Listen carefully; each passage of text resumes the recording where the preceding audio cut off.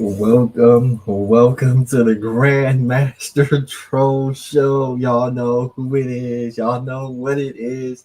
It is your boy, the Grandmaster Troll, here to give you guys some of the best trolling content YouTube has to offer. Shout out to the Reject Army, the Nif-Nos, the Dishwashers, the Bedwetters. The bad wetters, the gorilla pimps, the gorilla simps are assassins with sniper rifles on the top of the roof, gunning down the great Charlie Kirk. We got mass shooters in Minnesota, North Carolina. They're taking their cars, crashing it into buildings. We gotta talk about a whole lot of stuff. We definitely gotta talk about this urban alchemy worker who got his snot box rocked by a homeless truck addict with a shotgun. I mean, god damn. Are y'all ever gonna stop? Are y'all ever gonna stop rocking somebody's snot boxes, turning their TVs off? Because ever since I've been covering some of these cases, it seems like y'all just get more egregious. It's like y'all want me to talk about the way you out here doing people dirty, rocking they snot boxes and murdering people. Y'all be like, oh, that's what Tyler Robinson did? GMT, if you thought that was something, come watch this. Then somebody else will do something. They say, oh, GMT, you thought that was a savage killing? Come and watch this. And I gotta break it down. I gotta break it down. I gotta break. We got. Trust me. I'm not laughing. I've been pointing out the societal dysfunctionals on this channel for years, and for whatever reason, they want to stop me from doing it. I think I lost the video. I'm not sure which one, but I got a YouTube email notification saying that one of my videos was taken down because it was too violent. And I believe it was the video in which the man was on the train and he slit the neck of that white woman on the train. Now, when I showed that video, believe me, the first time I did the live stream on that, it didn't show the murder. It did not show the murder because at that time, the full murder tape wasn't out. It literally shows that when he gets up and he's about to, then it stops. It didn't show anything else, but somehow YouTube took that video down, but they actually left the video up I did, in which he did, where he sliced the girl's neck. YouTube didn't take that video down. So with that said, support the channel. I believe I'm still monetized. I'm still monetized, but y'all ain't been supporting the channel via the Cash App. It's at the bottom. $, the Grandmaster Troll. Support the Grandmaster Troll because I'm going to keep you safe from these savages. Now, what are we going to talk about today? Oh, man. Oh, man. I gotta talk about the city. That's right. We gotta bring San Francisco to the front of the congregation, and we're gonna look at this urban alchemy nonprofit. We're gonna bring them to the front of the congregation because I've been doing my research, and from what I'm seeing in these news clippings and the research I've done, we're gonna talk about the failures. That's right. The failures that are these outreach programs. People be donating, they're using taxpayer money, they're getting government contracts, they're supposed to be keeping the city safe, they're supposed to be bringing down homelessness and fighting crime alongside law enforcement, they're supposed to have social workers and all of this stuff, they're supposed to be employing people and paying them a livable wage. when I did my research, I found out that not only are these workers are getting killed in the streets like dogs with shotguns, they're only getting paid $20 an hour in the city of San Francisco, while their CEOs live in some of the most expensive neighborhoods in San Francisco and don't have to deal with the dangers that they workers are under. So we're going to talk about that. We're going to talk about that. Let me see if I can get my screen share up. Let me see if I can get my screen share up because we gotta talk about this show, right? We gotta talk. We've got to talk about it today. So let me hide that. Let me play this first. Let me play this first news story. Let me put my headphones in, get plugged in, because we got to talk about some stuff. Let's see who's in the chat first. We got the cynical one in the chat. We got JJ in the chat. We got Dion that says, man, you early. I mean, yes, I'm early today because I got to go to work later on today. I got some games out here in San Leandro, and then I got to go to San Francisco. I may have to even drive through the Tenderloin. So my life is going to be in jeopardy as I drive through San Francisco. Let's see what else. We got Simply Deep in the building. We got Reed Jones in the building. He said, did it take place on the Vinny and wife of Trump?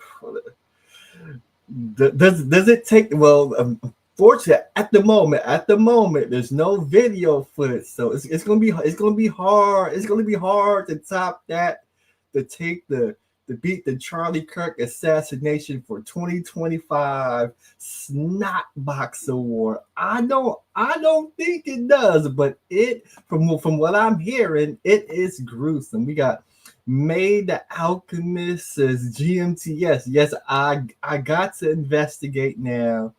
I got to investigate. Now, that's right. We got CEOs raking in millions of dollars off 501c's while they workers are getting their snot box rocked for $20 an hour. We gotta talk about that. Hey, Hayward is somewhere safe. I live in the Fairview neighborhood, which I believe is one of the safest neighborhoods in the city of Hayward. I could damn near put $1 million in my Corvette in my driveway, put it in the front driver's seat, leave my door open, have that car unlocked with the door open for the whole week. And I guarantee you, nobody will take that $1 million out of that car. That's how safe the neighborhood I live in is at. That's right. No footage, but this is the first news clip that we got.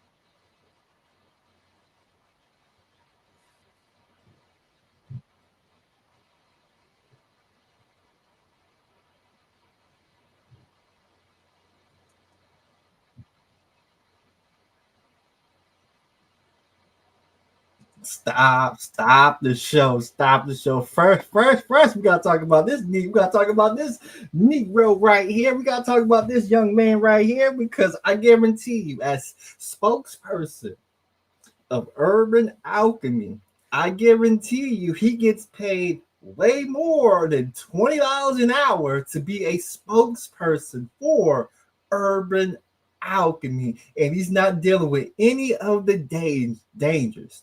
And we had a statement. That's right. We had a statement from Daniel Lurie. That's right here. And on his Twitter, he says, our ambassadors dedicate their lives to work of helping those on the street.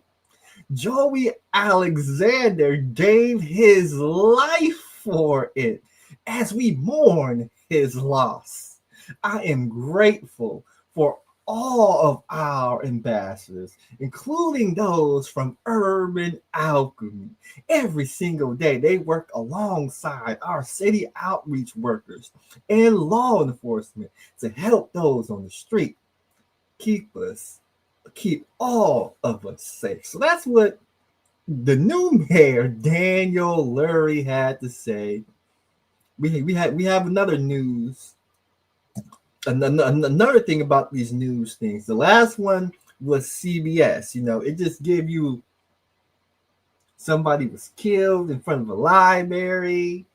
It didn't give a whole lot of information. It seems like they're trying to hide something. So we gotta read multiple. We gotta go to multiple news stations just to see what's actually happening, because some of these news stations don't want to report all the facts as to what happened.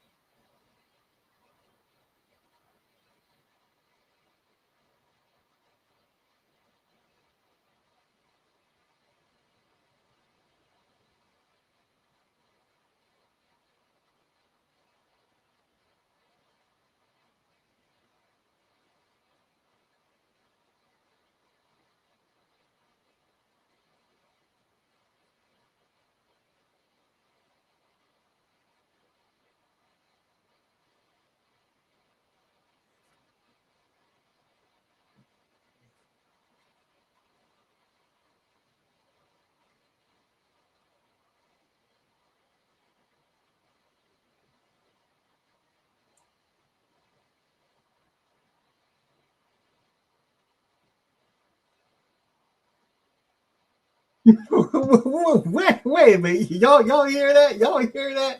There was a man shooting up dope in front of this library right here, in front of women and children.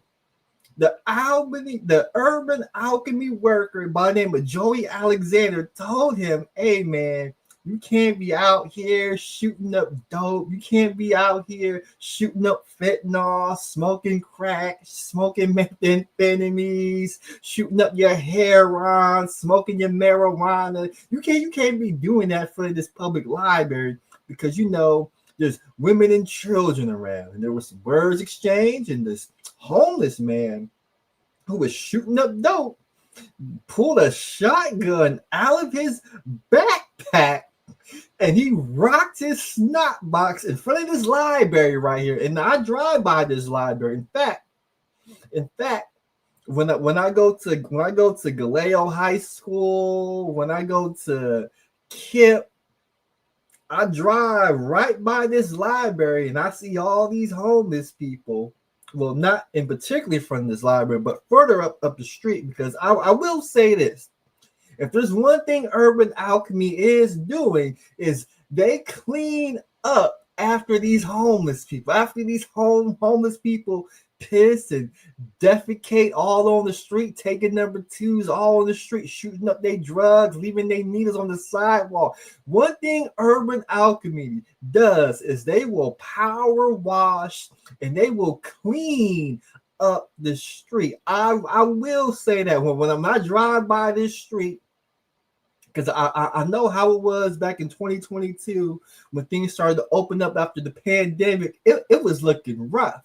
But now this area in front of the library, in front of the Civic Center building, the Federal building, it is damn near spotless clean. But let's listen more to the story.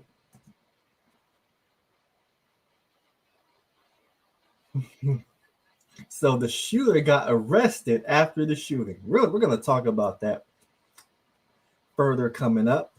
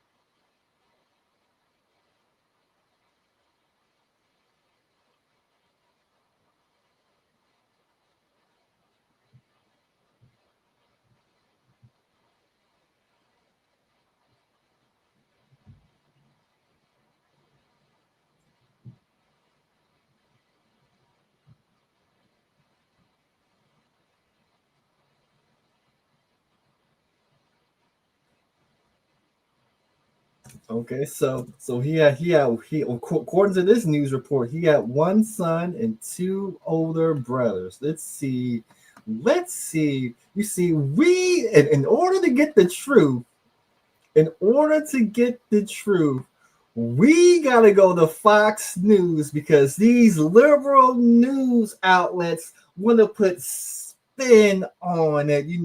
They really don't want to get into the details as to what happened, who done it, when, where, how gruesome it was. They really doing a good job of this sugarcoating the news, making it seem like it was a friendly killing with a shotgun. But let's go to Fox to get the truth.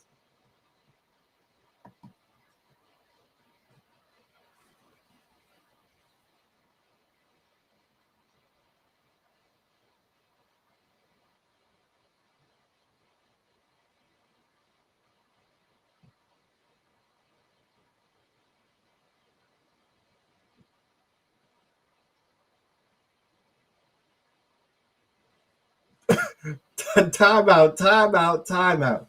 Because now we gotta have a real conversation as to what is going on. So when you see these urban alchemy workers who, according to the Urban Alchemy website, 90% of their workers have been incarcerated. The gentleman who lost his life, who got his snot box right, who got his TV turned off by this homeless guy, is a person of the melanin. People are mourning, urban workers, these urban alchemy workers who are mourning their slain co-worker. You're going to notice the overwhelming majority of these urban alchemy workers are people of the melanin. If you watch documentaries on how the city is treating people of the melanin, they will tell you that people of the melanin are being forced out of the city of San Francisco. I believe they're calling it gentrification. And they're saying that people of the melanin can't afford to live in the city of San Francisco due to high housing costs and, I guess, being able to go out and get something to eat because the cost of living is just too much. But I'm gonna let him sing his Negro spiritual.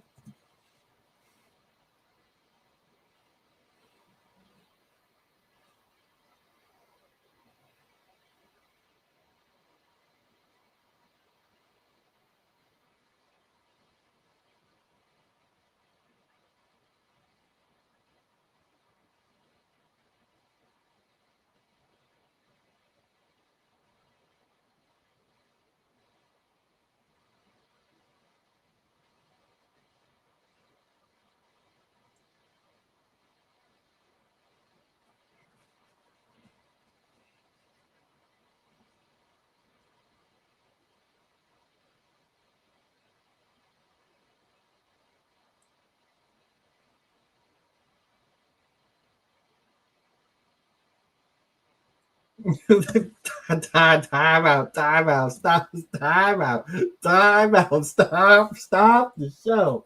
You see, I wish StreamYard didn't start charging $60 so I could play my drops because he said he want to show his family that this organization, Urban Alchemy, had his back.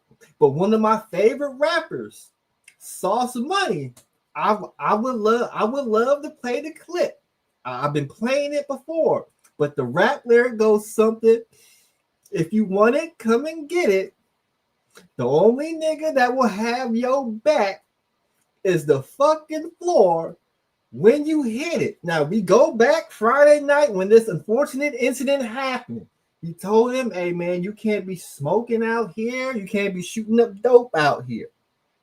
There were some words exchanged, and the homeless man went into his backpack, pulled out his shotgun, took the stance, aimed it at his torso, his chest, loaded the shotgun, boom, lifted Joey Alexander off his back. And just like Sauce Money said, the only nigga that will have your back is the fucking floor when you hit it. So we got this man right here. He's going to come on TV and act like how they had his back. I just want to know. It's Urban Alchemy, who's been collecting donations from the people, who's getting money from taxpayers, government contracts. Are they going to use any of the money they're getting to take care of their fallen worker? Are they going to pay funeral costs? Are they going to take care of his family? I just want to ask that question. But go ahead and continue with your story.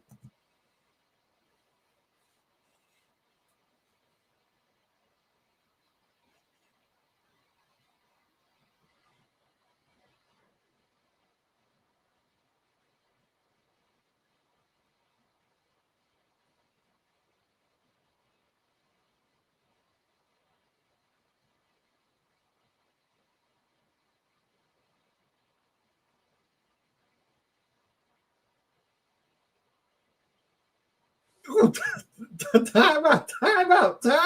Because they didn't play this on Crime 4 News. They didn't play this on CBS News. In fact, they did a jump cut and they skipped over the vulgar language. But I had to come to Fox News and hear that after he told them, hey, man, you can't be out here shooting up dope, man.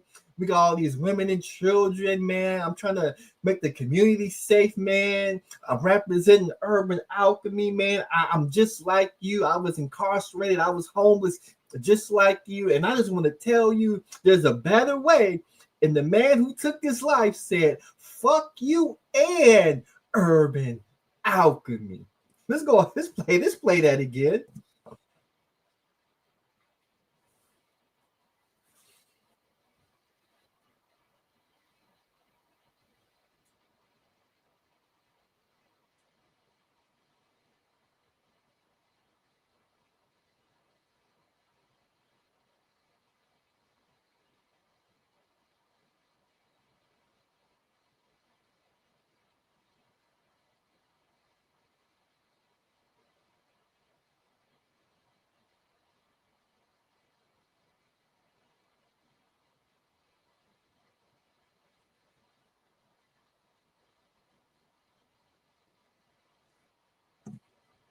They said somebody said there's no audio. There's no audio.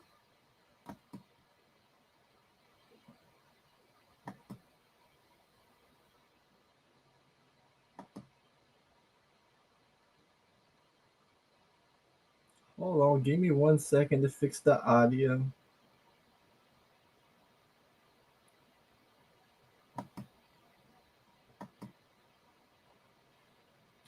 I'm trying to remove. Stop screen share. Share screen. Entire screen audio. There we go. Share the audio. Okay. Okay. Let me go ahead and back it up. Let me back it up so the people can hear. It's always been like that? Y'all couldn't hear that long? Y'all didn't hear no audio from the previous three. Do I gotta restart it all the way back? Hold on, let me go back.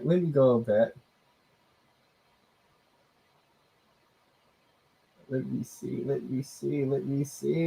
Okay, no audio. So it looked like there was no audio. So I gotta go ahead and run. I gotta run it all the way back. Damn. That's okay. We'll go ahead and run it all the way back. we're running all the way back. We'll go with CBS Welcome first. back. We have some new information on the person who was shot and killed outside San Tell Francisco's main me if y'all can hear it. Tell me if y'all can hear it now. library on Friday. It all happened in broad daylight. The victim has been identified as Urban Alchemy employee Joey Alexander. Urban Alchemy contracts with the city of San Francisco to act as street ambassadors. Alexander had worked primarily for the nonprofit for 2 years outside of the main library in the city's Tenderloin neighborhood. You know, the public library is a very visible place. It's a community gathering place for many in the city, particularly vulnerable populations. And so just, you know, it was well liked by staff, well liked and you know, known by the community members there. And it's just a devastating loss, you know, for everybody involved here. Mayor Daniel Lurie released a statement saying that the city is, quote, mourning the loss. So that's what CBS News put out. Not much information, as you can tell. This is what Cron 4 put out. Nonprofit Urban Alchemy is mourning the loss of one of their San Francisco ambassadors who died Tuesday after being shot outside the main public library in Civic Center last week. Cron 4's Stephanie Rothman has more. On Friday night, Joey Alexander, one of the Urban Alchemy city ambassadors, did what he's done the last 2 years: discourage criminal activity and drug use in San Francisco's roughest areas.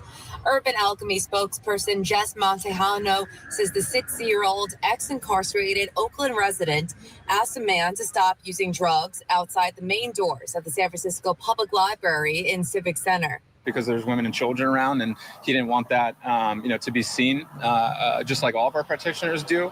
The suspect didn't like that. They exchanged, you know, some words to me, pulled a shotgun out of his bag and shot him in the torso area. According to San Francisco police, 42-year-old Edmund Bowen was arrested after the shooting. Alexander was taken to the hospital where he died on Tuesday. The district attorney's office plans to upgrade Bowen's charges to murder. There's definitely some fear, you know, amongst Urban Alchemy practitioners right now. It's very easy to see themselves in Mr. Alexander. It's a tight-knit team. 700 San Francisco Urban Alchemy ambassadors have experienced homelessness, drug use, or been incarcerated themselves. Now they're grieving, holding a memorial outside the library, and later moved the tribute to the Oasis, the main hub for workers in the Tenderloin district. That was his beat in front of the main library, something that he showed up to work, you know, every day when it was his shift. And they all have shared experience. And that shared experience and the trauma and crisis that they went through individually creates, again, this collective superpower that gives them the motivation and the pride, you know, to give back. Mayor Lurie also mourned Alexander's death, saying on X in part, quote, "Our ambassadors dedicate their lives to the work of helping those on the street. Joey Alexander gave his life for it. Alexander leaves behind one son and 2 older brothers." Reporting in San Francisco, Stephanie Rothman, Cron 4 News. So that was Cron 4 News interpretation as to what happened. Now this is Fox. Yeah, first off, police are telling us that they do have a suspect in custody that they took into custody shortly after that shooting here on Friday at San Francisco's main public library. Today, friends and fellow Urban Alchemy practitioners came back here to the same location as that shooting to pay their final respects to a friend. Oh, with me, Lord. Oh, with me. Before noon, a solemn procession of Urban Alchemy practitioners made their way through the streets they patrol to the site of Friday afternoon's shooting in front of San Francisco's main public library, some overcome with emotion. Get together, what's that? Respect! The victim, 60-year-old Joey Alexander, was rushed to the hospital Friday afternoon following the shooting and died Tuesday from his injuries. His fellow Urban Alchemy practitioners said he'll be missed. Still processing it. My heart is hurting right now because that was my brother. We've been through thick and thin together. I just like, this is beautiful. I can't wait for his family to see this and let him know that we had his back. Police say the gunman pulled a shotgun and fired, shooting Alexander at close range. Urban Alchemy spokesperson Jess Montanejo said Alexander was trying to make the streets safer and asked the gunman to stop doing drugs in front of the library because there are women and children around. The suspect didn't like that. They exchanged, some words. My understanding is he said Urban Alchemy, pulled a shotgun out of his bag and shot him in the torso area. Time out now. Cron 4, CBS, ABC News, they didn't tell us that the shooter, Mr. Bowman, said fuck you and fuck Urban Alchemy. But all of a sudden, we go to Fox News and we getting a little bit more of the details. Okay.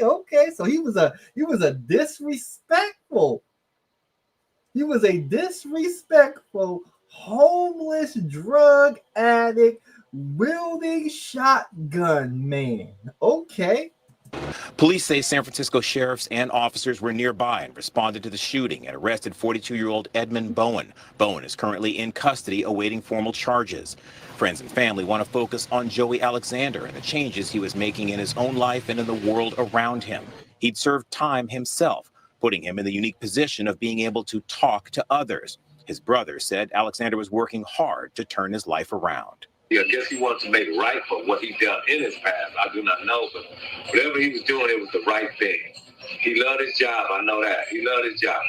Marvin said his brother leaves behind 2 sons, and he wants him to be remembered for the positive changes he'd made in his own life and in the lives of others. I want people to remember my little brother for this. Don't look at him for what he's done. Look at him for what he was doing. The suspect in this case, Edmund Bowen, is still in jail. A charging decision from the district attorney's office is due tomorrow. Bowen is expected to be formally charged before the end of the week. We're live in San Francisco. Christian Cafton, KTVU, Fox 2 News. So that was Fox. I think we got one more news thing to go for before I actually go in, break down, and do a little research on the situation at hand, because we got a whole lot to talk about. Somber gathering this morning outside San Francisco's main library, where a man fatally shot an Urban Alchemy worker. Joey Alexander died yesterday from his injuries. He was shot on Friday. According to Urban Alchemy, Alexander approached the suspect and asked him to stop openly using drugs. Suspect is said to have pulled a shotgun from his bag, shooting Alexander at close range. It's an honor to do this work, but it's a very sad day. We're going to lift him up today and every day moving forward when we come out and do this work through love and respect. And we'll never forget today what it feels like. And this is why we do what we do, to serve our community. The suspected attacker, Edmund Bowen, was arrested immediately after the shooting, booked on murder charges. He has yet to be formally charged. Also new at noon, a coalition of more than 20 Bay Area cities and counties is now suing the Trump administration over its threat to eliminate disaster preparedness funding. The federal funds help ensure so that's all they said on that one. Let me go back to this news clip. Yeah, first off, because though there's a lot of people that don't understand. They don't understand exactly who this group is right here. They don't understand what Urban Alchemy is, how it became, how they make their money, where they get the funding, is it effective or not, and we gotta break it down. So those of you that don't know what Urban Alchemy is, they are your answer to defund the police. Back during the George Floyd riots, after that situation, and all of a sudden people started yelling defund the police, and they argue, they advocated for, civilians, social workers to engage with homeless people, to engage with these drug addicts, because like Gavin Newsom said, it is too expensive to lock up homeless people who are using drugs on the street, which I find very ironic because if they would have got Mr. Bowman the help they needed by putting him in jail, putting him in a program in jail, working with him in jail so he could clean up his act so he could then re-enter society, it was too expensive to do that. So now, not only did somebody lose their life because it was too expensive to put a homeless drug addict who was using illegal drugs in the street, it was too expensive to put him in jail. Now he's going to spend the rest of his life in jail, and a innocent man lost his life behind it. So these people are out here. Hold on. Let me back up. We got. I gotta break down to the people what's going on. I gotta break down to the people what is going on. Urban Alchemy workers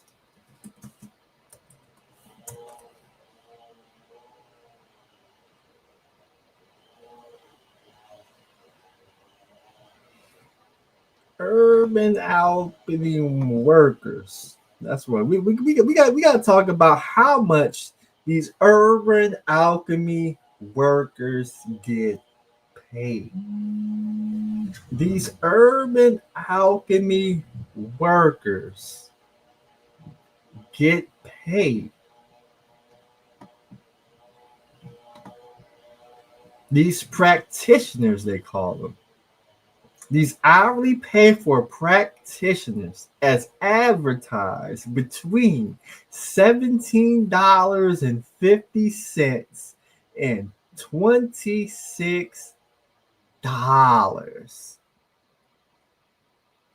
In Los Angeles, these practitioners earn between 17 and 24. Portland, Oregon, 20 to 22 for guest services. Outreach practitioners and $26 for care coordination practitioners. Atlanta, Georgia, they get paid $22. In Alabama, anywhere between $16.75 to $22. Practitioners were listed at an hourly wage of $19, while a business operations coordinator position was listed at $28. So we got to have an honest conversation as to what is happening. Instead of paying police their salary to deal with these homeless people who are shooting up drugs, not only in San Francisco, Oakland, Los Angeles, New York, Alabama, Portland, Austin, Texas, pick your favorite Democratic hellhole. Instead of having the police do it, they would rather find people who were previously homeless and or incarcerated. Because according to their website, I'm going to pull up their website where it tells you that 90% of their practitioners have been incarcerated. They would pay them $20 an hour. Let me say that again. They would pay these people $20 an hour. That's right. A non-livable wage in the city of San Francisco to deal with a homeless crisis.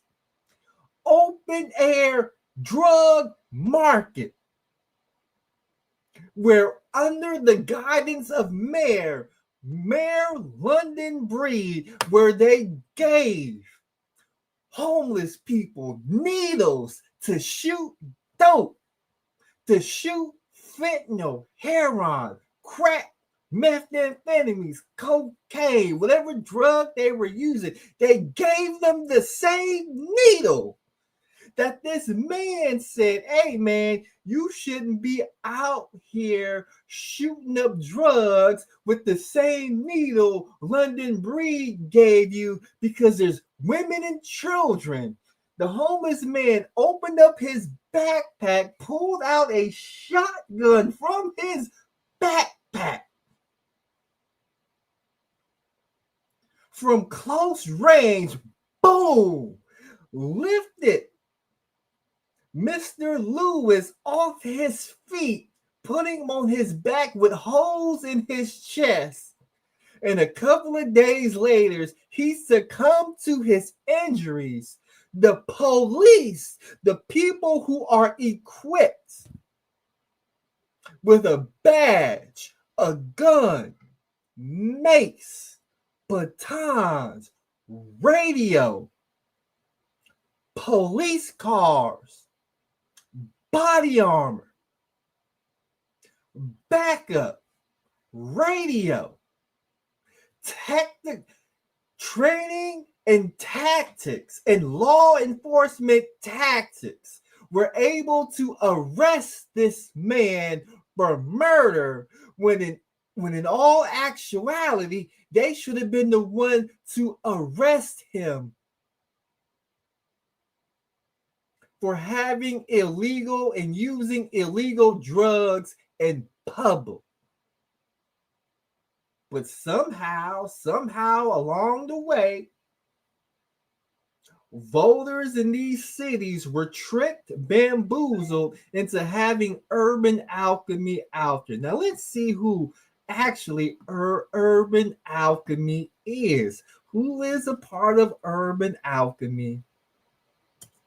So we gotta go to their website.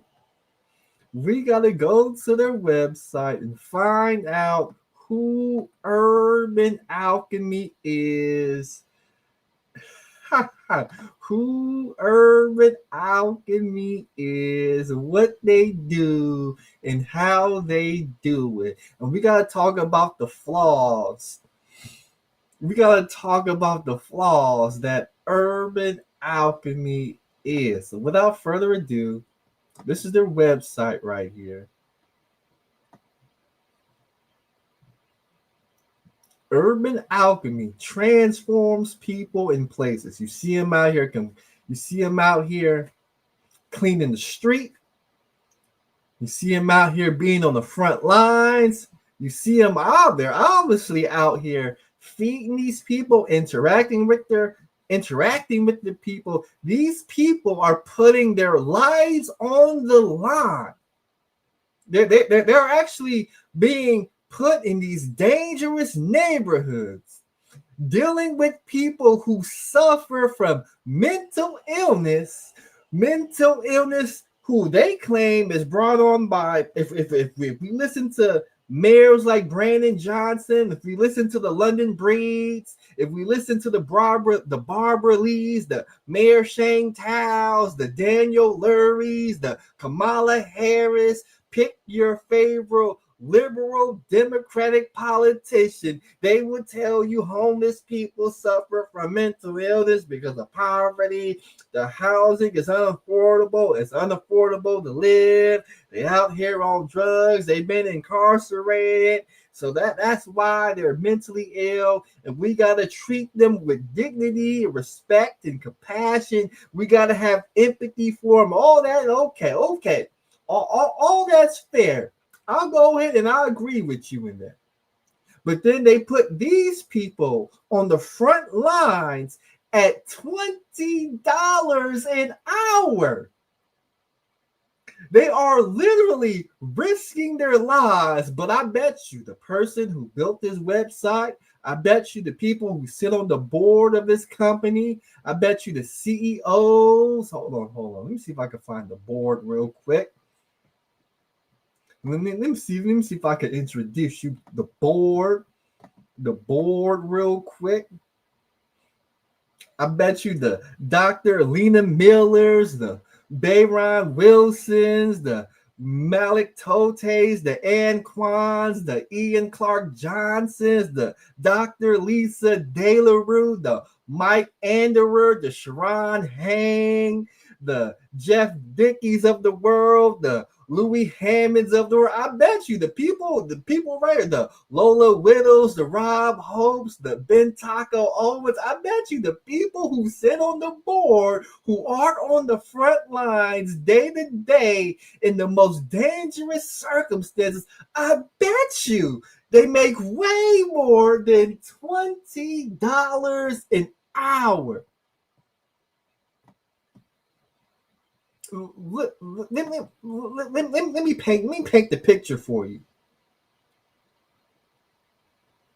These people, the people of the melanin right here, are being exploited.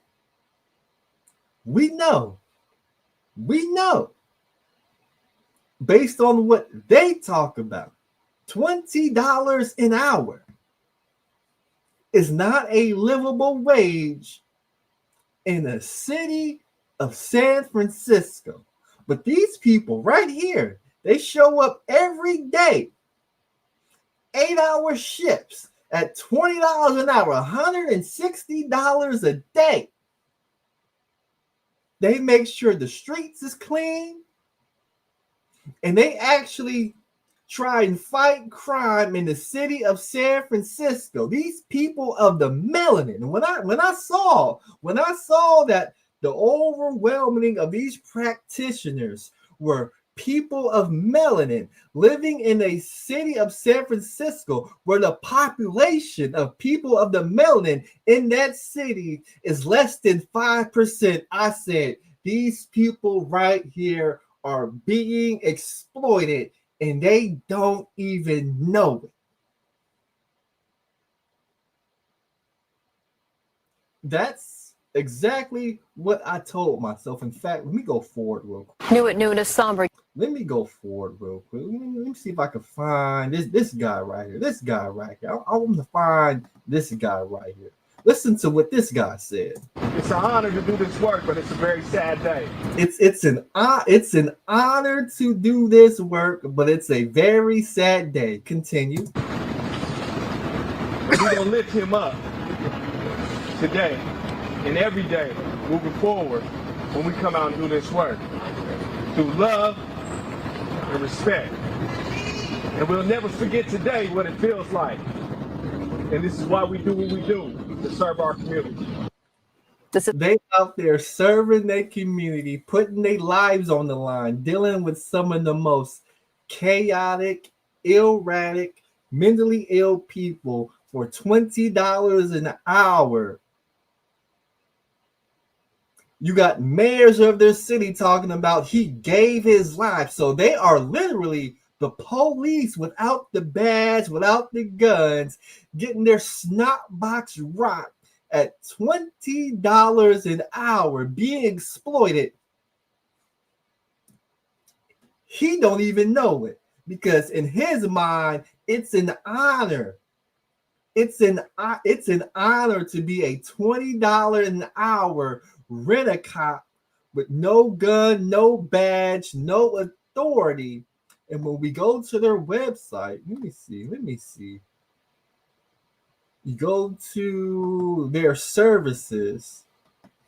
See, they stand out here with the police. They're supposed to be the police, but without the badge, without the training, without the expertise. Urban Alchemy Safe Communities initiatives address public safety concerns through relationship building. We place staff in struggling neighborhoods and respond to 911 calls related to homelessness. Practitioners trained in street psychology intervene in non-emergency situations related to homelessness, mental health, and addiction. They engage communities positively, activate public spaces, and connect residents to local resources. Practitioners serve as the community's helping hand and eyes on the street, reducing isolation and loneliness. These efforts create safe and peaceful communities without resorting to over policing, inadequate trained security guards, or hostile architecture.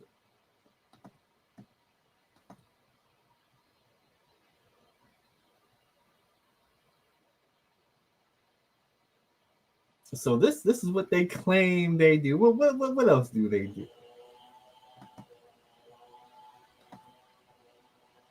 Urban Alchemy House Communities initiatives help individuals exit homelessness, emphasize intake, referrals, and care coordination. Urban Alchemy provides homeless outreach using a strength-based approach and offers various interim housing options that provide alternatives to sleeping on the streets.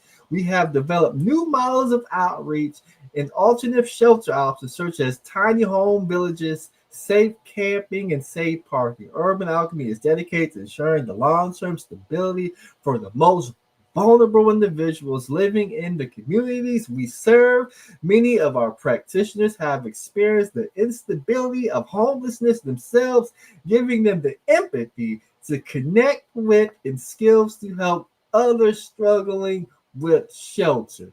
So this is how we get here. This is how we get here. Yeah, first off, police are telling us that they do have a suspect in custody that they took. These people are who probably have a hard time finding employment, so they need a job. So our board right here, our founders, let me go back to our people. Let me go back to our people because we got to talk about the founder and chief executive officer. That's right. We got to bring Dr. Lena Miller to the front of the congregation. We got to talk about our founder and chief, Dr. Lena Miller. This is what's on the website. Is a leading innovator in applying trauma-informed principles to public challenges such as homelessness, addiction, mental health, and police response. She founded Urban Alchemy, a nonprofit organization with a mission to transform people and places through love and respect, and to heal communities challenged by the intersection of extreme poverty, mental illness, addiction, and homelessness. As the founder of Urban Alchemy, Miller has created the largest community-based public safety programs in the nation, operating in San Francisco, Los Angeles, Austin, and Portland, Oregon. Dr. Miller offers expertise in the fields of psychology, education, and activism, which all inform Urban Alchemy programs that help municipalities implement sustainable human-centered initiatives that have demonstrated ability to move individuals off the streets and reduce crime in urban areas. Prior to founding Urban Alchemy, Dr. Miller was the executive director and founder of Hunters Point Family Agency that provided programming in youth development, arts education, entrepreneurial ventures, workforce development, violence prevention, workforce reentry, and environmental initiatives. Dr. Miller has a doctorate in psychology from the University of San Francisco.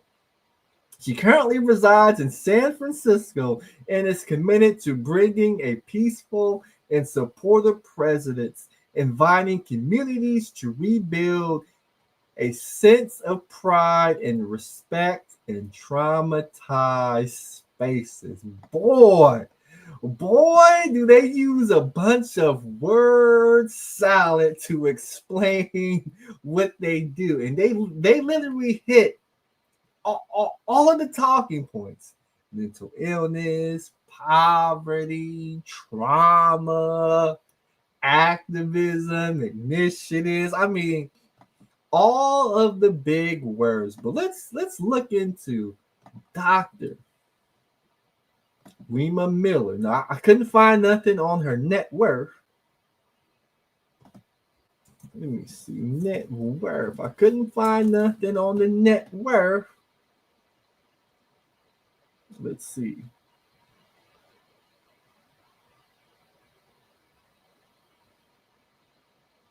Let me see what I can find. Let me do some investigation. Dr. Lena's net worth. Let's see. Look at this right here. We got an article March 5th, 14th. Its CEO, Dr. Lena Miller, declined to disclose her salary, while her relationships with City Hall power brokers has played a key part. Okay.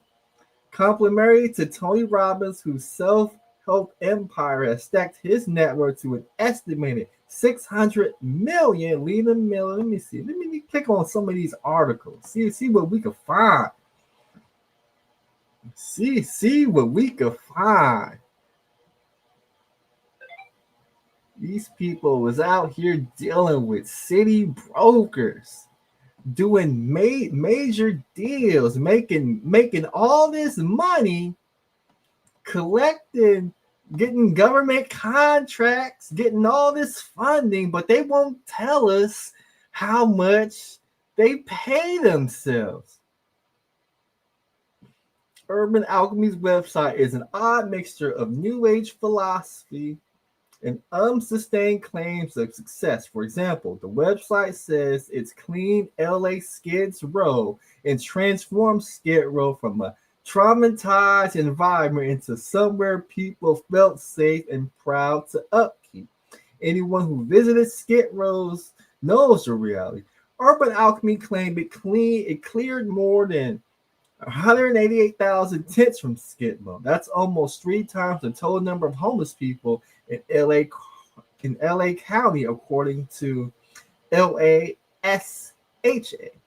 Even if they counted new tents replacing removed ones, that would be 19 tents for each of the 10,000 unhoused living in Skid Row.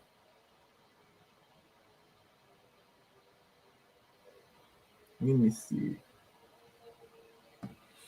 On the other hand, close relationships with City Hall have raised questions about a no-bid contract that are part of a $41 million San Francisco taxpayers will send to Urban Alchemy. Yet, because the nonprofit was granted reported extensions by the IRS service, much of the bookkeeping of its boom has not been visible. Its CEO, Lena Miller, declined to disclose her salary, while her relationship with city power brokers has played a key part in the nonprofit's growth.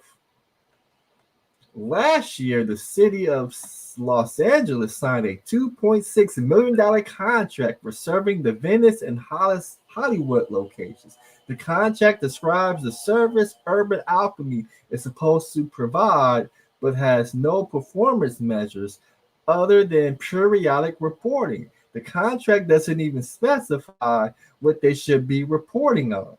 There are no performance measures like the number of contacts it takes before each person is sheltered, or how they are sheltered, or how long that they stay sheltered. What is specified is this: teams may include crisis workers and homeless outreach workers, preferably with lived experience and or formerly incarcerated individuals. Obviously, the contract was tailored specifically for Urban Alchemy. While there was nothing inherently wrong with hiring former substance abusers or incarcerated persons, it begs the question of how effective these individuals will be at dealing with high-level behavioral crisis in the field, especially if they receive only 2 days of video training. This contract isn't for structured therapy in a controlled indoor setting where peer counseling would be valuable. It's for emergency response under a variety of stressful conditions. One would think someone with extensive training in management would be the preferred contact. So there's a bunch of stuff in here to read. Let me see. What else do we have on Urban Alchemy? What else do we have on YouTube that we can actually watch? What do we see? What do we see? What do we see? We got some.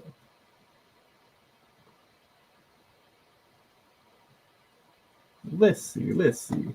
Oh, looks like you're having some And San funding Francisco issues. Street Ambassador Program is a big part of the city's safety plan. And 1 year ago, Urban Alchemy launched a new operation aimed at helping women and the victims of domestic violence. Now, funding issues could jeopardize the project. Police are also investigating recent targeted acts of vandalism at Urban Alchemy's headquarters on Market Street. And as Lauren Toms reports, the program is working to cut out the noise and help San Francisco residents in need. Everybody needs help and everybody needs love. It's not just a feeling, it's a mission for Sherman, Deputy Director of Urban Alchemy's Love Team. Each day, he walks this block of Mission Street between 8th and 9th, making the city a little safer and a little kinder. I felt good helping people. I remember my first reversal. I've once took lives, now I save lives. That was a good moment for me. For Sherman, saving lives is more than an act of kindness. It's redemption. After spending more than 30 years behind bars, he's found a way to give back, repairing the harm he says he once caused. It's truly giving back, and it was truly making a living amends to the community and to the people. Sherm, as he's lovingly called, represents the evolution of the Love Team. Originally founded in 2023 as an all-women group focused on unhoused women and domestic violence survivors, the team has since grown. Today, its practitioners, men and women alike, connect with anyone in need. Welcome, have a good day, okay? And that love is making an impact. In their first year, the Love Team has collected more than 1,700 needles, used over 1,000 trash bags to clean public spaces, and reversed 6 overdoses. Time out. So this is what they're using as a metric as to what they did. They disposed 1,700 needles, and they're counting the trash bags that they use. They use over 1,000 trash bags and reverse 6 overdoses. So in 6 months, from May 2024 to September 24, they reversed 6 overdoses. So May, June, July, August, September. May, June, July, August, September. So in those 5 months, they reversed 6 overdoses, picked up 1,700 needles, and used 1,000 trash bags. Personally saved one of those lives, but he doesn't do it alone. Meet Natea, once homeless herself. She now channels her past into compassion for others. I was homeless before, so that's why my compassion comes. I felt like nobody did love me. That's how I felt in the past. But now, being with the community and actually working for the community, I see what I was going through. I see myself within that unhousedness. For Natea, this work isn't just a job, but it's a calling. Like, I will give them the shirt off my back. I will give them the socks off my feet. They don't mean no harm. They just want somebody to look out for them. Together, the Love Team has transformed this small stretch of San Francisco, but the work has also transformed Sherman Tay themselves. Every day I learn. And I learn by listening. To show that you care about them, it means that I've learned something. And on this block, love isn't just a word, it's an action. And for Sherman Tay, it's also a second chance. Well, the program is facing a budget crisis. Urban Alchemy issued a WARN Act notice to more than 300 employees who could potentially be laid off. The Mid-Market Business Association and Foundation, which holds the Urban Alchemy contract, is waiting on more than $7 million in the city budget that needs to be approved by the Board of Supervisors. But the board's budget chair, Supervisor Connie Chan, has concerns about how Urban Alchemy is spending its money. The executive director of the foundation says the funding is all but assured. There are a number of discussions going on. So we have not given up hope, but we're also realists. And the games that are being played are real. And if they continue, this will be the results, the layoff. Well, we reached out to Chan's office and haven't heard back. The funding is expected to be discussed at a meeting. This will happen on December 4th. In the meantime, we asked San Francisco Mayor-elect Daniel Lurie about the future of Urban Alchemy. He said he's committed to maintaining critical services in spite of the difficult budget climate and plans to demand accountability and measurable results when public money is indeed spent. So they're using taxpayer money, and of course, as we know, they ended up dropping that $7.7 million bag on Urban Alchemy. We know that because our man got laid out in the street by a homeless man with a shotgun shooting dope. But this is how they get you. They show these videos of these women helping homeless people, helping them off the street. They show people from humble beginnings, hard upbringings, turnaround stories. They're showing you how they found purpose in their life as they help escort homeless people walk up and down the street, but they're really not giving them any homes. They're really not giving them any jobs, but they're able to secure funding. What else do we have? What else do we have on Urban Alchemy? See, what else do we have? Oh, we got some layoffs. Why are people getting laid off? Why are people getting laid off? Well, nonprofit Urban Alchemy cut 109 jobs this week and 2 Austin homeless shelters. According to the Texas Workforce Commission, 55 employees were let go at the Arch Shelter and 54 at the 8th Street Shelter. The layoffs took effect on Tuesday, the same day the city's contract with the group expired over data mishandling allegations. 5 people tied to Urban Alchemy were fired in that case.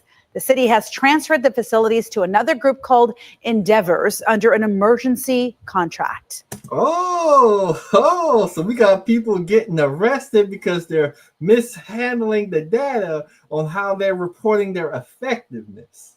And you see,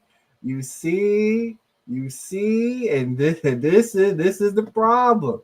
This is the problem. When you out here fighting homelessness and people start demanding your results, you gotta lie and fudge the numbers, and then you get caught mishandling the data. Now you gotta close down buildings. People was getting fired. People was getting laid off, and now today, people, your workers, your $20 workers are getting blasted with a shotgun, and people are going to start asking questions. Why are these people dealing with these crises that they're not equipped to handle? I mean, this is dangerous for them. Not only are they only getting paid $20 an hour, but they're losing their lives. People are getting shot. The homeless crisis isn't getting any better. How do you measure your results? And when you start asking those questions, it gets very hard to pull that scam that you've been running on people for the last 4 or 5 years. But we got this new outreach program. Maybe this video will give us more information on who Urban Alchemy is. Mayor London Breed announced that a new team of outreach workers will be hitting the streets of San Francisco to respond to the growing homeless crisis. The group is called HEART. It'll be run by the nonprofit Urban Alchemy, which already has a contract with the city. Kirkpatrick Tyler with Urban Alchemy joins us this morning. Good morning, Kirkpatrick. Thanks so much for taking the time to talk to us about this. They bring these liberal Negroes up here, and he's gonna hit us with all the words, mental illness, compassion, love, empathy. We just gotta love each other. We gotta show compassion for each other. We're equipped for the job. We wanna give people, purpose in their lives. Give them equity in the community through jobs. I mean, this is the bullshit he's fixing to run down on us. Go ahead and run it down on me, because I already know what you're gonna say, and I haven't even watched the video yet. Good morning, Amanda. Thanks for having us. We're excited to be having this conversation. Absolutely. And I know we've discussed what Urban Alchemy does before, both you and I, and this is just something that needs to keep on going because this crisis persists so strong. So your teams are already patrolling some of the most troubled areas of the city. So you have a front row seat to all of it. So tell us about this new role here. Yeah, so we're excited. Our practitioners, as you said, have already been on the front lines, have already been engaging and working with some of our most vulnerable neighbors. Most vulnerable neighbors, excited to go out there and hit the streets. I know. This year, I think we've already reached around 136 overdose reversals. We've already been able to build some really great relationships, both with our building great relationships with the homeless people who are overdosing on fentanyl. I know.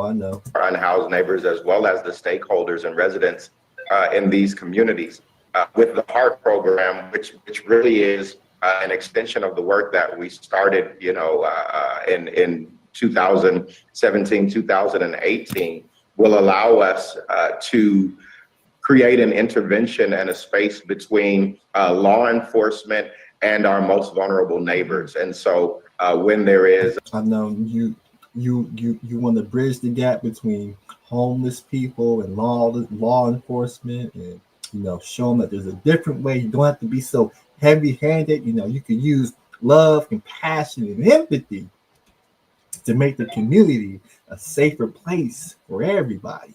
A 911 call that needs response that is not a violent crime or is not surrounding active drug use. Instead of calling 911, our teams will be dispatched. They'll be able to de-escalate any situations. They'll be able to help our most vulnerable neighbors get connected. So why wasn't your boy, Mr. Alexander, why wasn't he able to de-escalate that situation with that homeless man who was shooting up fentanyl with a shotgun in his backpack? Why wasn't he able to de-escalate that situation? And why, when police were called, police were able to apprehend Mr. Bowman with no further incidents? That's just something I would like to ask you, Mr. Tyler. Connected to resources. And so we're just glad to be able to formally add this new component to a service that we've been providing for years now. Yeah, Kirkpatrick, we're seeing a lot of this when it comes to more mental health related calls to not have police intervention and a different type of source coming in. And that's exactly what you guys are doing. And that's the new effort here in the Bay Area. And so how do you actually train for responding to calls like this? Absolutely. So our teams have about 40 hours of classroom training. That includes everything from de-escalation to motivational interviewing. We have folks to kind of reenact real life situations. The video that's played over the last couple of weeks, we really walk practitioners through what it means to engage someone that's in crisis. So what happens when you're engaging with somebody who's using drugs in front of women and children, and your practitioner approaches them and says, "Hey, man, I understand you're having a hard day, man. I understand you're going to get high on fentanyl, man, but we got all these women and children, man. And it's just a bad look, man. I was just like you, man. I just want to motivate you to make a better decision than shooting up fentanyl in front of these women and children, in front of this library." And that homeless man then gets up goes into his backpack and pulls out a shotgun. What does your training say to do in those situations? Can you tell us more, Mr. Tyler? What to do in that situation? Do a lot of work around what it means to understand when someone is afraid versus when they are angry, understanding what it means to be in a space that's uncomfortable versus unsafe. And then after that 40 hours of classroom training, our teams for the last couple of weeks have been doing 40 hours in the field.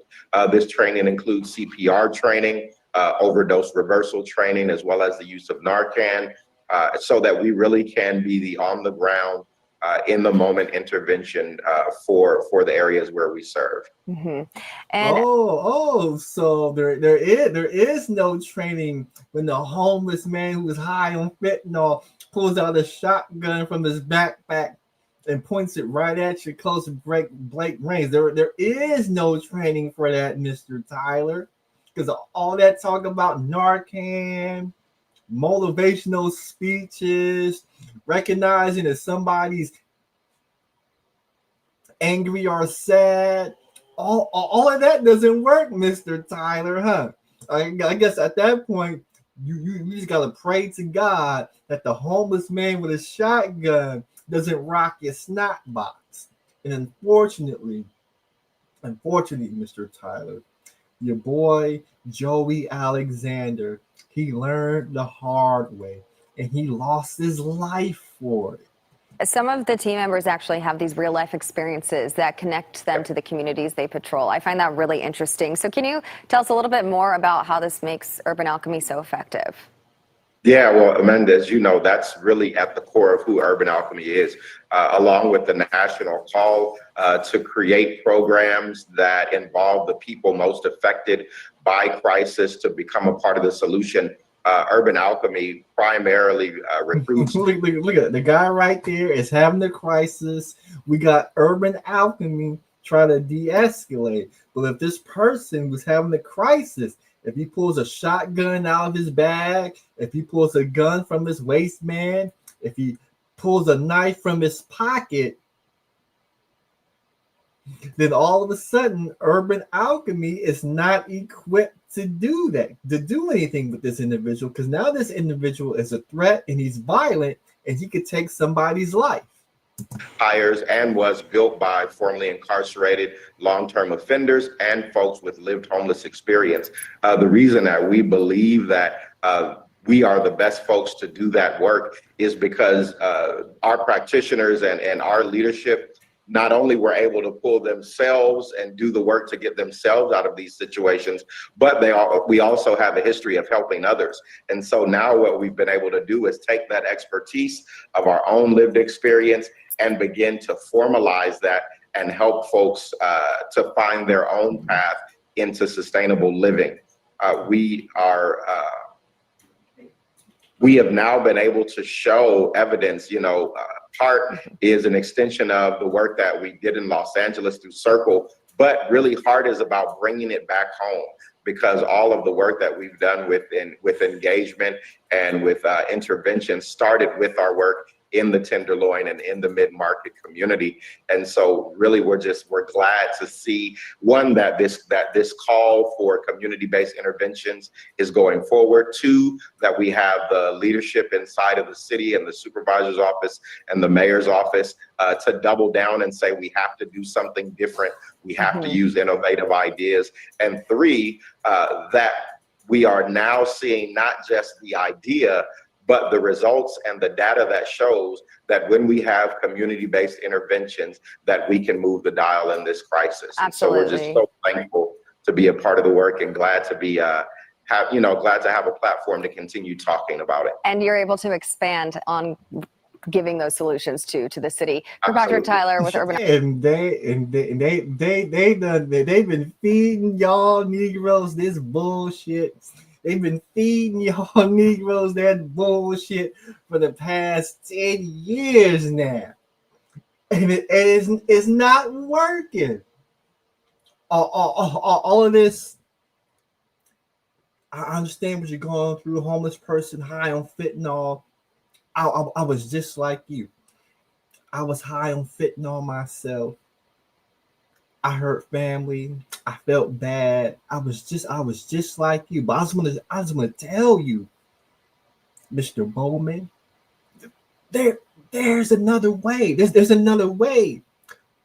We could get you a job. You could be just like me. You could walk these streets just like me and help people just like you who are high on fentanyl and don't see a way out. There's a way out. And that person who's high on fentanyl gets up, says, fuck you, and fuck Urban Alchemy, and pulls a shotgun from his backpack and points it at you.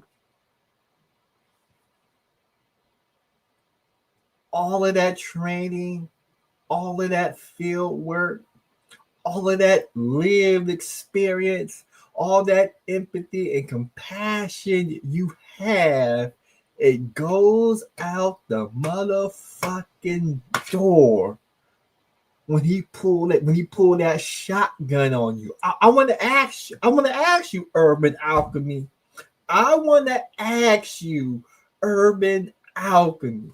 What is the fucking procedure when the homeless man who's high on fentanyl, opioids, cocaine, crack cocaine, methamphetamines, heroin, marijuana mixed with PCP, Shermhead, what is the fucking procedure when he has a shotgun pointed at you? Because I went to your website. And on your website, there's a contact us. Let me see if I can pull it. Let me see if I can pull it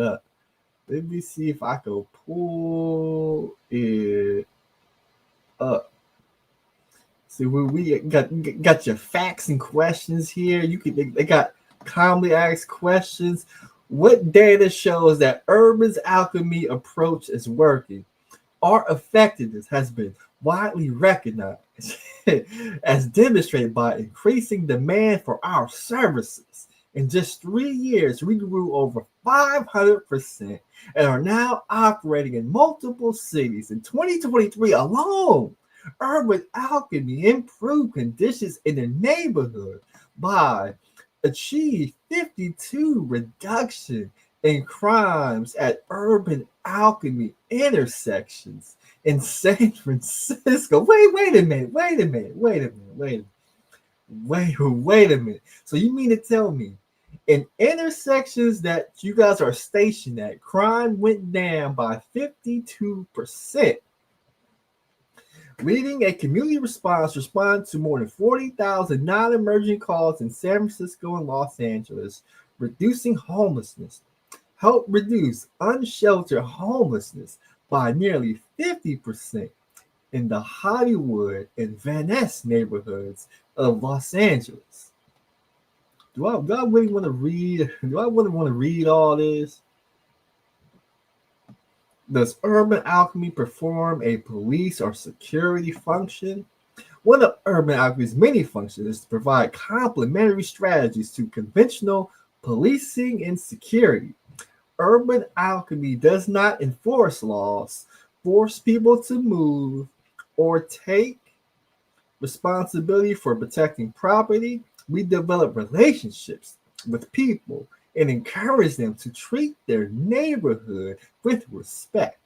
We listen to people and promote behavior that protects the health and safety of our public spaces. For example, we might ask people to stay clear of active doorways, to use a public restroom rather than the sidewalks, or to not openly use drugs. We believe that engaging in conversations and encouraging folks to care about their neighborhood is a much more effective approach than forcefully directing people or fighting them if they do not comply. See this right here? For example, we might ask people to not openly use drugs. But what one of your petitioners asked the man to not openly use drugs, he got his snot box rocked. Let's read more. Urban Alchemy practitioners engage with everyone in a community, making deposits into an emotional. Wait a minute. I know when Ninja did not write this. I know when Ninja did, who writes like this. Urban Alchemy practitioners engage with everyone in a community, making deposits into an emotional bank account by building trust with housed and unhoused individuals. When a problem or crisis occurs, practitioners help de-escalate the situation, redirect folks toward more positive behavior, and/or connect them to services. We're able to do this because we share a special bond with society's most vulnerable. Since we often see ourselves in their struggle, we know what it means to be dismissed and disrespected. We recognize the humanity and those who are suffering, and we treat them how we want others had treated us. You see. I just want to know. I just want to know. When that homeless man had that shotgun on your boy, did your boy direct him to do a more positive behavior? I just want to know what is the line y'all tell people to use when a homeless person who's going through a mental crisis points a shotgun, a 12 gauge shotgun. That's the first question. That's the number one question I want to ask somebody. It says right here, I'm a journalist or academic researcher. Can I see Urban Alchemy in action? I want to see y'all in action. I want to see y'all deal with a homeless person that's high on fentanyl, that has a 12 gauge shotgun pointed right at y'all mug. I want to see y'all in action. Where can I go? When possible, we accommodate walkthroughs and ride-alongs to help journalists and researchers better understand the challenge faced by our communities and the work our practitioners undertake every day. Please go to the Contact Us page on our website and select Mia under inquiry. That's what I'm talking about right here. I want to do a walkthrough. I want to do a ride along in which somebody is dealing with somebody who's having a crisis, and they pulled out a 12 gauge shotgun and pointed at you. I want to know the fucking procedure. So we go to Contact Us. Okay, contact. It's right here. Contact. Okay. And it said what? Media? Under inquiry. You want to put media? Let me see if I can fill this out. Okay, hold on. All my personal information gonna show up. I'm gonna go ahead and fill it out. I'm gonna fill it out. Hold on. I'm gonna fill it out. Please let us know. Hold on. Oh, hold on. I'm trolling. So it says right here, you can put it. Yeah, I put all my information up there. Inquiry type media. Then it says right here, it says, please let us know what's on your mind. If you have a question, ask away. I heard on the news about the slaying The murder, the snot box. I'm putting snot box rocking of what was his name? Tim Alexander, John Alexander. What is dude's name? What is his name? I keep blanking on his name. What is his name? That they took into custody shortly after. Yeah, first off, police are telling us that they do have a suspect in custody that they took into custody shortly after that shooting here on Friday at San Francisco's main public library. Today, friends and fellow Urban Alchemy practitioners came back here to the same location as that shooting to pay their final respects to a friend.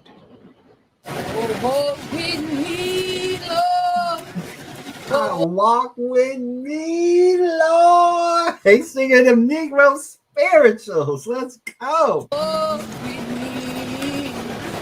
Before noon, a solemn procession of Urban Alchemy practitioners made their way through the streets they patrol to the site of Friday afternoon's shooting in front of San Francisco's main public library, some overcome with emotion.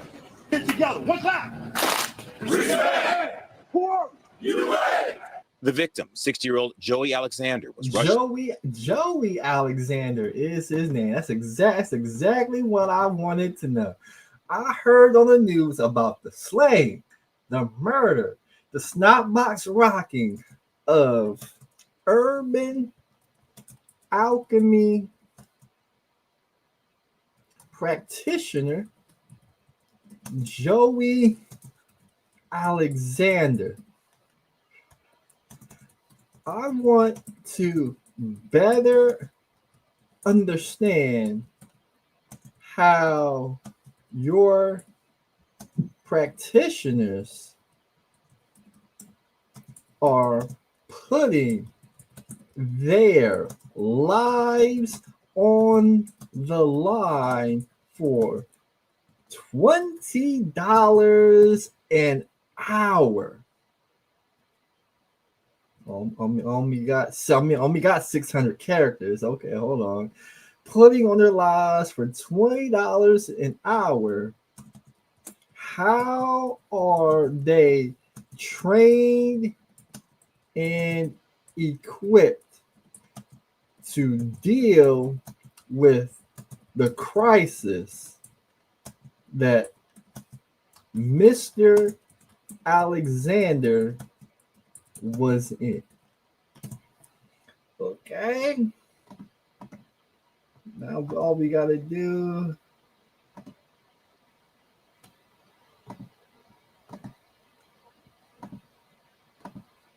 I wrote up twice. Alchemy is spelled wrong. Practitioner. I probably still spelled it wrong. There we go.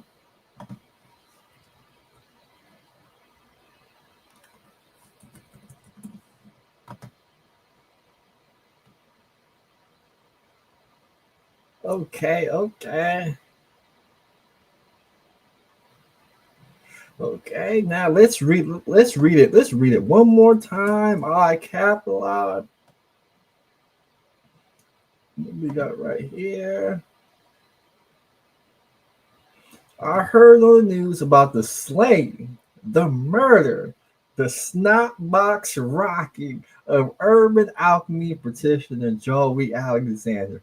I want to better understand how your practitioners, with an S, are putting their lives on the line. I want to better understand how your practitioners are putting their lives on the line, comma, for $20 an hour. How are they trained and equipped to deal with the crisis that Mr. Alexander was in?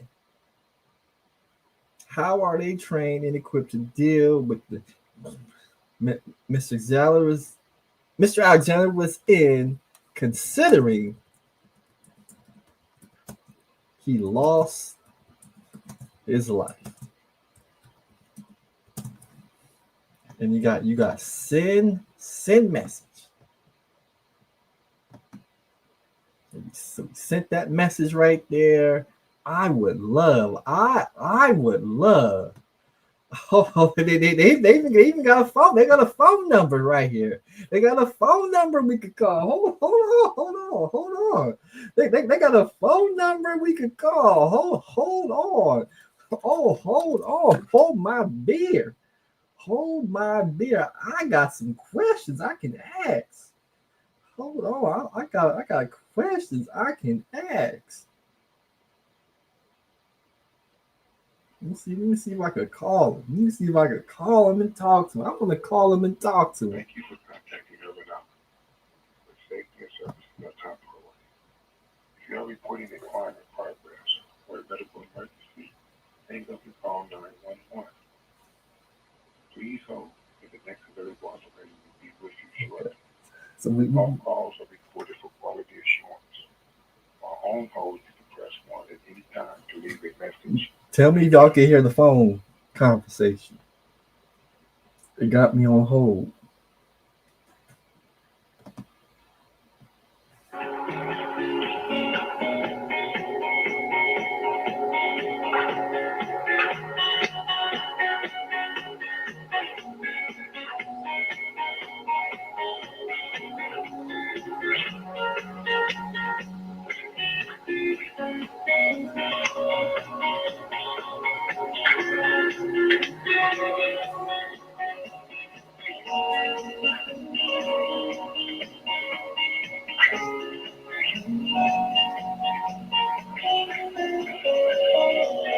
So why they got me on hold?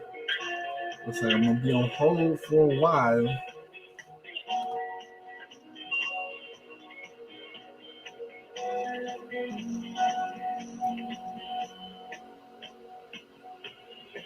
I'm gonna be on hold for a while. What else we got? Hi, this is Urban Alchemy Operator 102. Can I get your first and last name, please? Yes, my first name is Kenneth. My last name is Thomas. Okay. And what city are you calling from? I am calling from the great city of Hayward, California. All right. And how can I help you? Yes, I saw on the news that unfortunately one of your practitioners by the name of Joey Alexander, he was murdered by, I guess, somebody in front of the library. Yeah, that's correct. Yes, and I'm just trying to get a better understanding of how your practitioners are trained and equipped to deal with that specific circumstance when they come across a homeless person who has a weapon. Oh, okay. So we have training for them. You know, de-escalation training, sexual harassment training. We have a bunch of different trainings for them. But the general rule when it comes to dealing with people who are going through stuff like this is just time and distance. When it comes to like people having weapons, that's usually when we try to take a step back and we try to disengage. You know what I mean, and leave it up to the proper people. And, make sure to call the authorities. But generally, it's just time and distance. We want to give people that space so that stuff like this doesn't happen. Yeah, but how would you get time and distance if somebody pulls a 12-gauge shotgun at you? Yeah, well, it's a very recent thing that happened. I don't really have an answer as to how this could not happen. I mean, when someone's that close, there's really not much you can do. I mean, aside from being an employee, just as a human, I don't know what to tell you there. Are your practitioners allowed to defend themselves? So just like with any job, I mean, it's not in our policy to put our hands on anybody.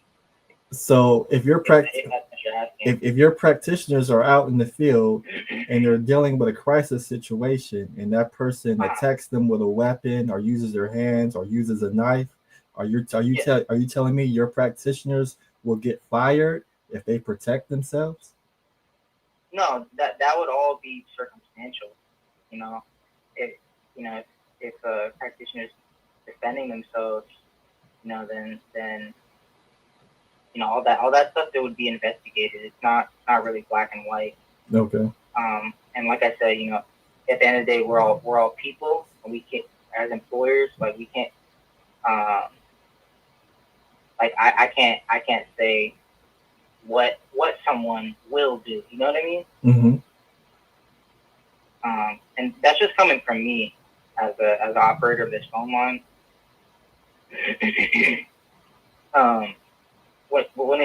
The kind of questions you're asking are it's still a sensitive time, so I wouldn't be able to. Well, let me. Best answer. Can I ask you this question? Because it seems like your practitioners they're not they don't enforce the law, but they're trying to provide safety in the community. So my next question to you would be, if somebody happened to lose their lives in the line of duty, like Mr. Alexander, does the company support his family with the loss and paying for funeral services and giving them grief counseling after the fact that he lost his life? I'm not sure exactly. This is the first time this has happened where a practitioner was shot or killed on the line of duty. You're gonna have to wait for an update on that one. Or if you want to send an email, more thoroughly asking. Yes, I did. I did get on the website, and I did submit an email. I did send an email for a request about your media inquiry. Okay, give me 1 second. So has in the past, has any of your practitioners been hurt on the job, whether it be attacked or maybe hit by a car or anything like that? Would they be helped out financially to deal with any injuries or anything like that? We operate on California law, so whatever is legally entitled to an employee is what we do for the employee. Okay, so if an employee got attacked, there's workers' compensation and stuff like that.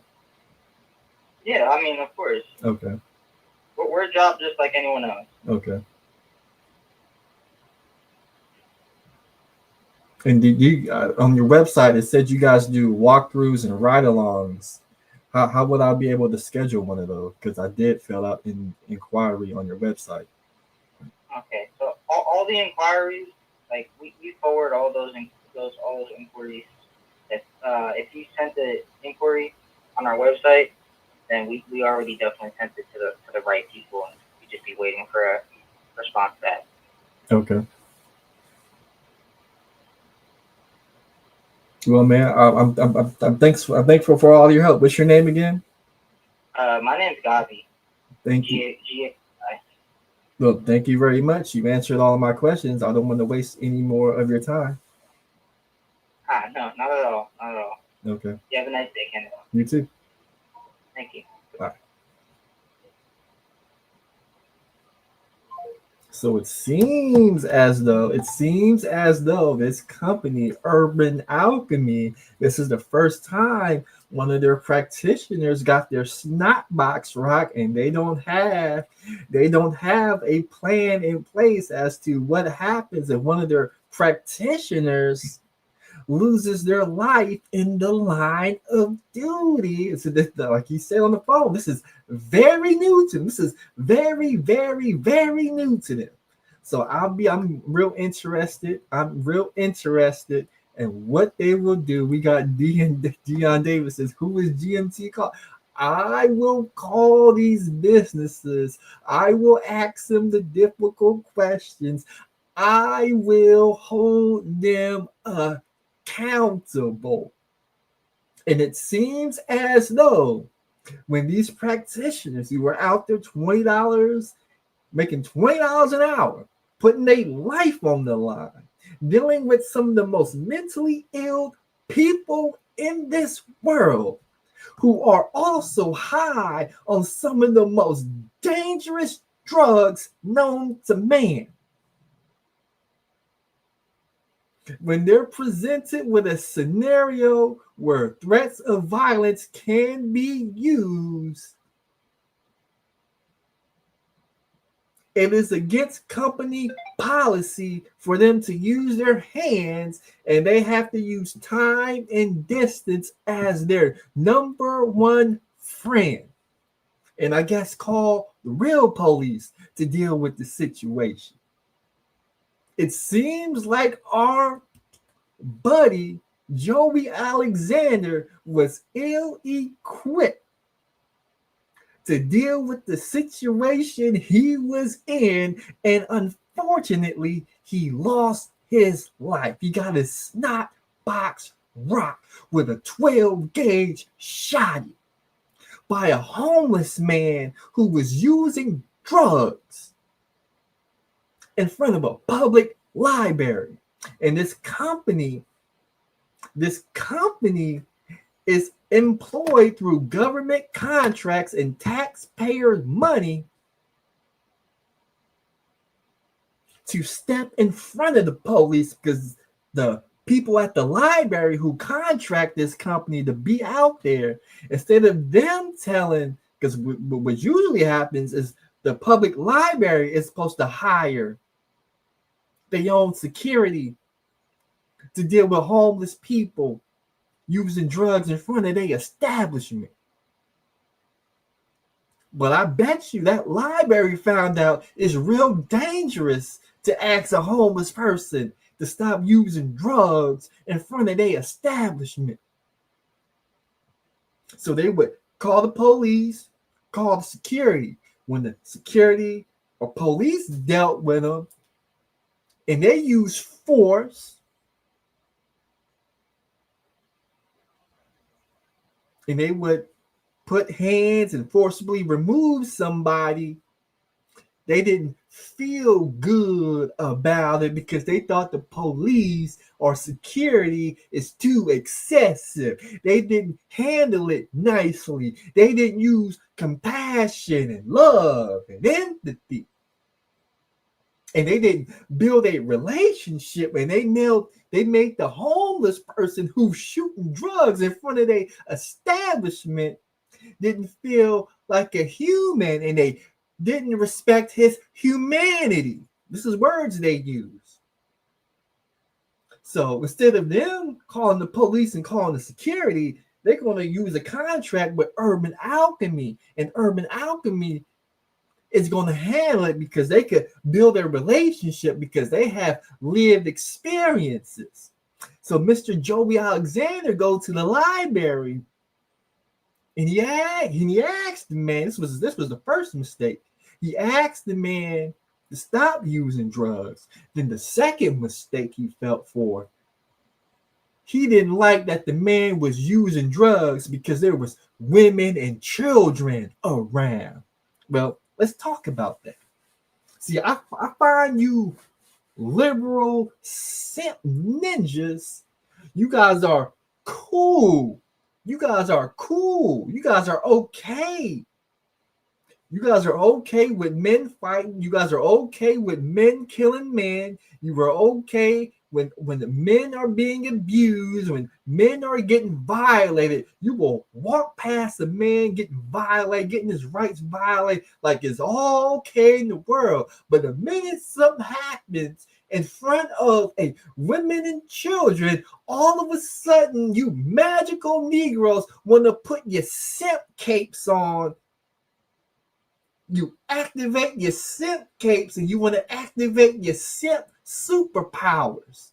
And you want to defend these women and children from all the ills in the world, when if you would just defend people regardless of their age, regardless of their gender, regardless of their sex, regardless of their ethnic background, you wouldn't find yourself in this position. So your boy, Mr. Alexander, tried to play super simp because he saw a homeless man shooting drugs in front of women and children, and he felt a certain way about it.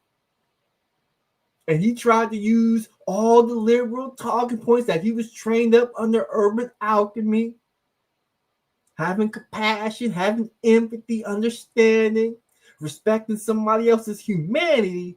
And he found out the hard way. That homeless man pulled that shotgun from his backpack, and he didn't have any compassion. He didn't have any empathy. He didn't respect Mr. Alexander's humanity. He didn't respect his life. Took that shotgun from his backpack. And our boy, Mr. Alexander, he didn't have no time and distance. And he got shot, according to news reports, close range. Rocked this snot box back. But when police showed up with a badge, gun, baton, mace, backup, armor, cop car, it's funny how Mr. Bowman respected the humanity and the authority of police and surrendered and didn't use that same shotgun that he rocked Mr. Alexander's snot box with. He didn't rock any of the police officers who arrested him. But you keep voting for these Gavin Newsoms, these London Breeds, these Mayor Shane Towns, these Barbara Lees, these Karen Bass, these Kamala Harrises, these Democratic politicians who you cape for. And now you got $20 an hour police officers out there with no badges, no guns, getting their snot box rocked. And your communities is still to this day filled up with homeless people doing the dope fiend lean all throughout the Tenderloin. And I know they out there because I drive through the Tenderloin going to work. In fact, the last time I was out there, I actually thought about pulling out my camera as I'm driving and filming these dope fiends doing the dope fiend lean. Then I told myself, these homeless people don't like being filmed doing the dope fiend lean, and they could turn violent. Is it worth losing my life to film a dope fiend doing the dope fiend lean, or do I just drive by like I don't even see him? And I said, you know what? It ain't worth my life filming dope fiends doing the dope fiend lean and losing my life, because these people on the news ain't gonna do a damn thing for me or my family other than show one of my Instagram pictures talking about a 36-year-old man lost his life filming dope fiends doing the dope fiend lean.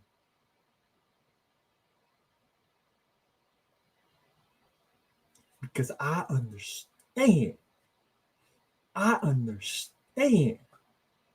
There's people in that city who financially benefit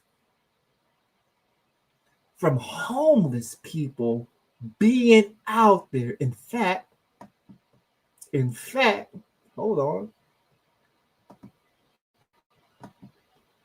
You don't believe me? You don't believe me? Dr. Lena Miller, Bayron Wilson right there. I bet you they make six figures. I bet you their net worth, 7 figures. Hell, Dr. Lena Miller resides in San Francisco. And if you own a house in San Francisco, the chances of that house being worth $1 million is high. So Dr. Lena Miller financially benefits homeless people being out on the street because she gets taxpayer money, she gets government contracts, and she gets a salary so high, so embarrassing high, that when people are reporting on it and they ask her, how much is your salary? Her salary is so high that she won't even tell them. That's how high her salary is. Your salary is so high that when news reporter asks you, hey, Dr. Lena Miller, you're doing great. You got this nonprofit. You're hiring all these people, this and that. You're getting all these government contracts. You're getting funding for $7.7 million. How much is your salary? Salary's so high, she won't even answer the question. That's how you know people benefit from homeless people being out there doing the dope fiend lean. And they put Joey Alexander out there for $20 an hour to enable, coddle, and respect and have compassion and empathy for dope fiends doing the dope fiend lean. And at $20 an hour, he didn't have the intelligence, he didn't have the smarts enough to realize the reason why that dope fiend is shooting dope in front of that library is because politicians, CEOs are getting paid millions of dollars for that dope fiend to be in front of that library shooting dope. But he thought they put in his back, they put the battery in his back to make him think he was serving his community. And he didn't realize that after he told that dope fiend to stop shooting dope, he was going to go somewhere else and shoot more dope. And more, and another dope fiend the next day is going to go in front of that library and shoot more dope. Dope fiend's been shooting dope in front of that library for the last 10 years, for the last 50 years. And in 50 more years after they put Joey Alexander's body in the ground, them dope fiends is still going to be shooting dope in front of that library. It's your boy, the Grandmaster Troll. You didn't send me a Cash App. Fuck you. I'm out.